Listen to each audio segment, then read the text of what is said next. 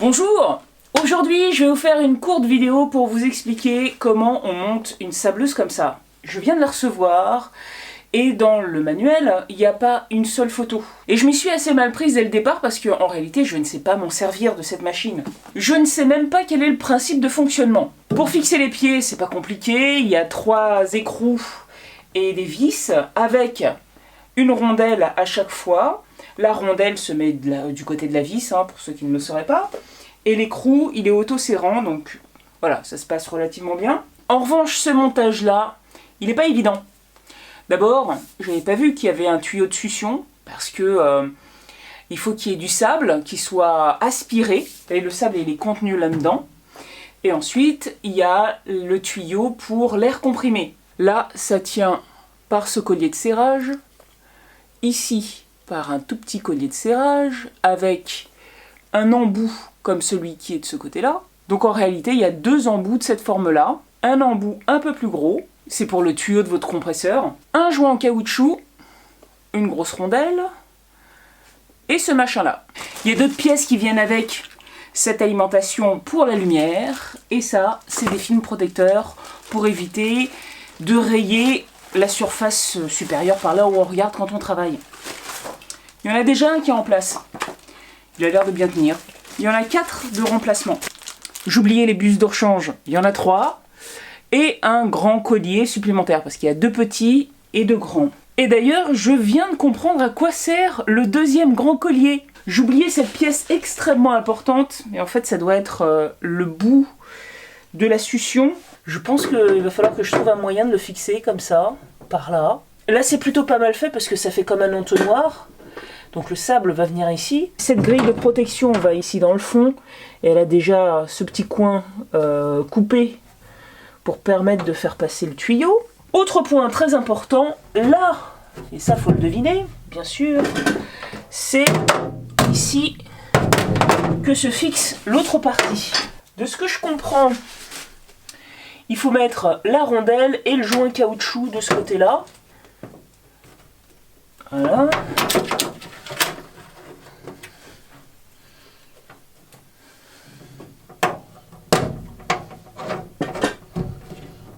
On le serre bien, évidemment. Voilà. Et après, j'ai plus qu'à brancher mon compresseur de l'autre côté. Donc le tuyau, vous le voyez là, je l'ai fait passer ici, plutôt que, comme j'avais prévu au début, ici, là. En fait, je pense qu'il faut trouver la meilleure position pour qu'on se fatigue le moins possible. Parce que typiquement, ça c'est un peu comme le Dremel.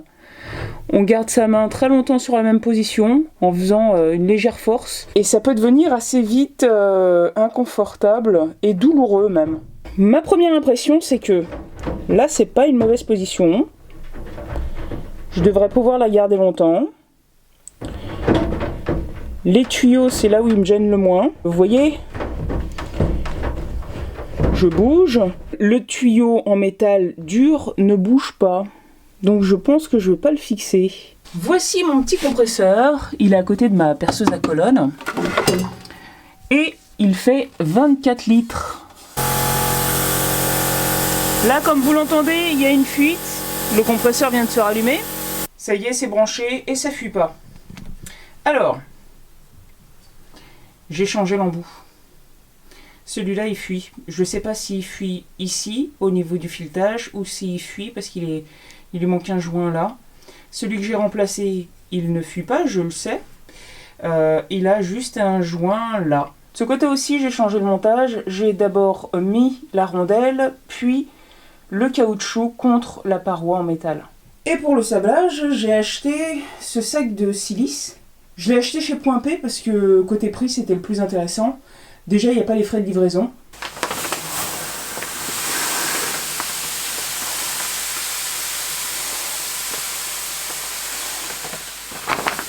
Je sais pas du tout combien il faut en mettre.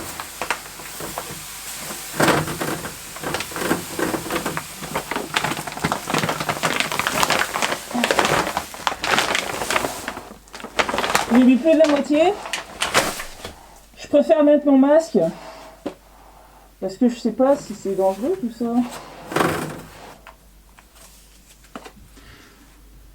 Ah ouais.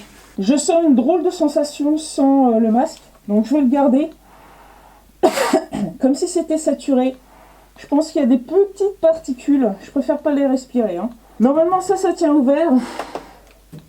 Mais vu que je suis un peu à l'étroit.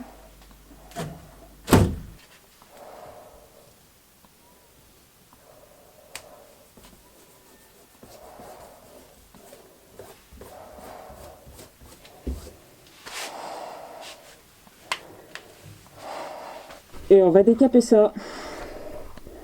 C'est pas mal rouillé, hein.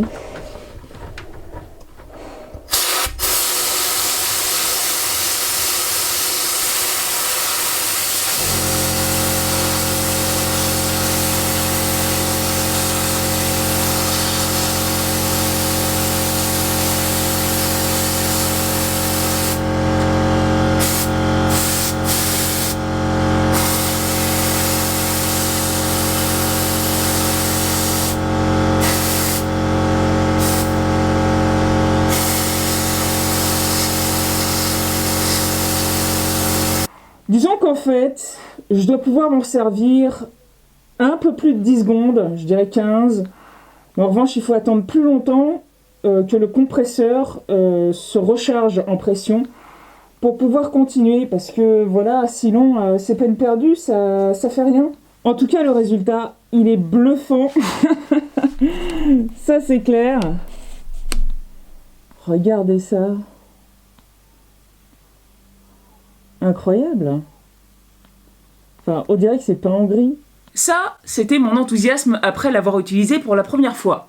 Depuis, il s'est passé quelques semaines et il y a beaucoup de choses à dire. Premièrement, vous avez remarqué que j'ai gardé mon masque. L'ambiance était vraiment très chargée en particules. Je vous conseille vivement, vraiment, de mettre ce genre de machine à l'extérieur, dans un endroit couvert, c'est très important. Le sable ne doit pas attraper d'humidité.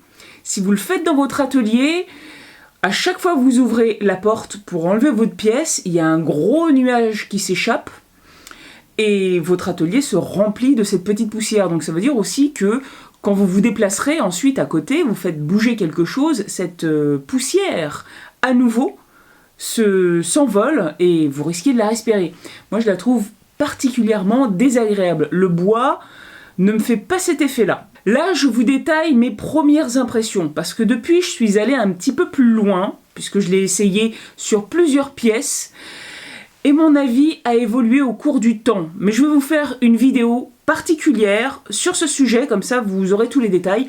Là, je voulais juste vous montrer comment on le monte et comment on s'en sert en gros. Le point crucial pour pouvoir s'en servir, c'est le compresseur. Olivier m'a prêté le sien, il fait 100 litres, il permet d'avoir un débit de 170 litres par minute, c'est suffisant.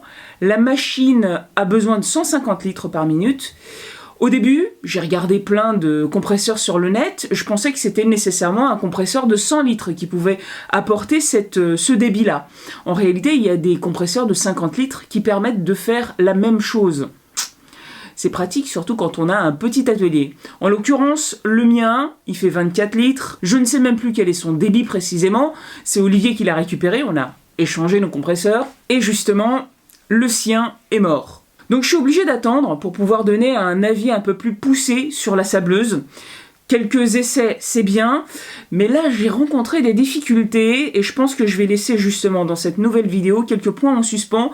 Et comme toujours, vous allez certainement pouvoir m'aider. En parallèle, je vais faire d'autres vidéos pour tester d'autres moyens de se débarrasser de la rouille. La sableuse permet d'enlever la rouille, oui, mais aussi d'enlever la peinture. C'est pas si agressif que ça, mais c'est quand même beaucoup plus agressif que l'Evapo-Rust par exemple.